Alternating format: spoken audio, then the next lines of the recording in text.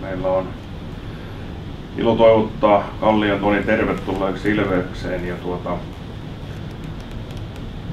enempiä esittelyitä mies ei uraltaan kaipaa, että ainakin tamperelaiset futisjännärit niin nyt tietää minkä tason pelaajasta on kyse. On melkein 50 maaottelua ja ulkomailla mittava ura eri suurseuroissa ja Tonista me saadaan puolustukseen yksi palapelin osanen taas paikalleen ja on erittäin tärkeä sopimus meille, että mies tänne Tampereelle saatiin. Tonin tehtävät ei rajoitu pelkästään pelaamiseen, eli mies tulee myös Ilvekseen töihin ja sen erilaiseen eri hankkeeseen ja Hevonkorven Toni voisi sitten siitä enemmän kertoa. Köpi tulee mukaan semmoiseen projektiin, mikä kestää nyt alustusvaiheessa 2 vuotta ja tästä projektista tullaan tiedottaa sitten erikseen, mitä se pitää sisällään. Mutta tämän projektin lisäksi Köpillä on vielä vastuuta juniorivalmennuksessa, että tulee jo valmentaa meidän lahjakkaimpia junioreita Ilves Talenttiakatemiassa. Eli sinne saadaan kovaa osaamista siitä, mitä maailman ja Euroopan huipulle pääseminen vaatii.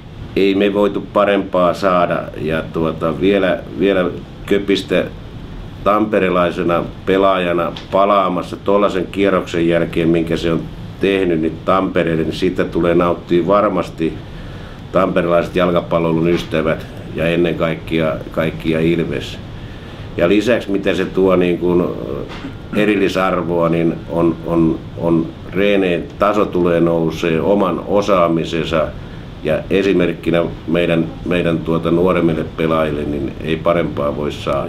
Köpi tulee olemaan kumminkin niin kuin sanotaanko koko joukkueen vallankin alakerran niin semmoinen runko ja sen ympärille rakennetaan ja kyllä nämä mulla on ollut onni nyt, että Köpi on ollut meidän reineissä muutaman viikon jo tuossa vierailevana tähtenä ennen tätä ja kyllä siellä näkee sen, että nämä ammattivuodet on niin kuin tehnyt sen, että on se sarjataso mikä tahansa, niin silloin kun se pallo putoo, niin kyllä asenne on ihan kohdallaan ja se on varmaan tuo raaka työ varmaan, mikä on opettanut sen, että ei siellä pimputele me kukaan. Tässä nyt on jonkun aikaa toi Kaima puhunut tästä ja on juteltu ja nyt oli jo ehkä omasta mielestä se oikea aika, että tässä on kuitenkin itselle hyvä juttu toi projekti, mikä tuossa tulee taustalle ja sitten mahdollisuus kuitenkin vielä pelata, että kaikin puolin niin omaa tulevaisuuttakin ajatellen niin hyvä kohta sitten tehdä tämmönen ratkaisu. No aina kun kentälle mennään niin ja treenissä ollaan, niin kyllä se vielä se 100 annetaan. Että mä oon tyytyväinen, jos mä pystyn itse auttaa joukkuetta ja sit varsinkin nuoria pelaajia ja sit vielä noita junnoja tuolta edustusjoukkojen ulkopuolelta.